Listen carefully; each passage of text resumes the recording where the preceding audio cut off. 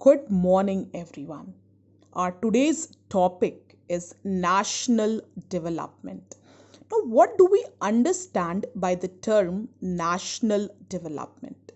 National development is a comprehensive term which includes improvement in living standard of the people, increase in per capita income, providing social amenities like education, medical care, social services, etc., to the citizens of the country.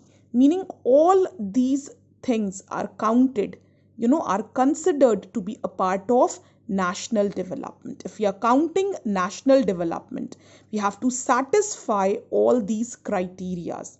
Only then we can measure the national development of a country. Only then we can decide whether the country is a developed nation or a developing nation or an underdeveloped nation.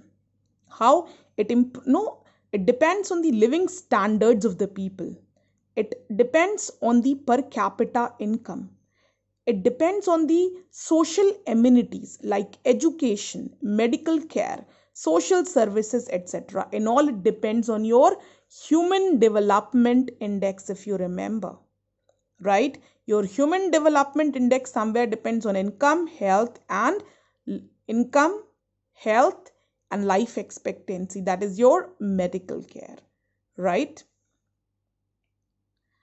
Now, there is a homework. What you will do is you will make a logo. Now, this is the National Development Council,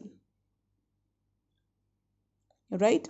So, what you will do is you will make a logo of the National Development Council of India and write about its functions, right?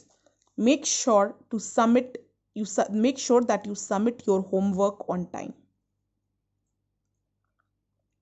Now, there is another activity related to your previous topic, that is your development goals, right? It's about Narmada Bachao Andolan, right? The Narmada River. A dam was supposed to be built on Narmada River, that was Sardar Sarovar Dam. But a lot of protest was done by the people, right? A lot of pros and cons were measured on this project, and a lot of people have revolted. There was a long revolt on this issue in Gujarat. So what you will do is you will make a collage on Narmada Bachao Andolan. What were the pros and cons of this project? Named, it's not names, it's named Sardar Sarovar Dam. Also, you will mention how this concept, now how this activity is related to the concept of different development goals and national development. Fine. So you will submit this activity to me positively. Now, how to compare different countries or states? For comparing countries, their income is considered to be one of the most important attributes. Countries with higher income are more developed than others with less income.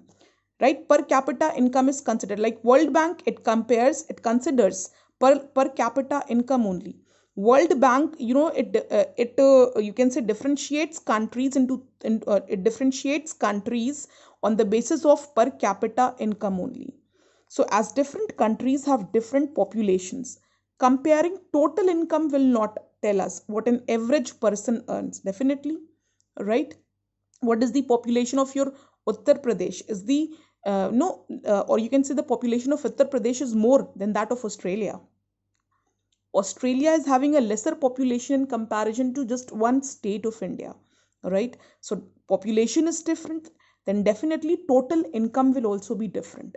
That is why instead of focusing on total income, we will focus on the average income, right? So we compare the average income of countries. As different countries have different populations, comparing total income will not tell us what an average person earns. So we compare the average income of countries. Now, average income is the total income of the country divided by its total population. It is also called per capita income. Average income is equal to total income of country divided by total population of country. In World Development Reports, per capita income is used in classifying countries. Countries with per capita income of US dollar 12,056 per annum and above in 2017 are called rich countries.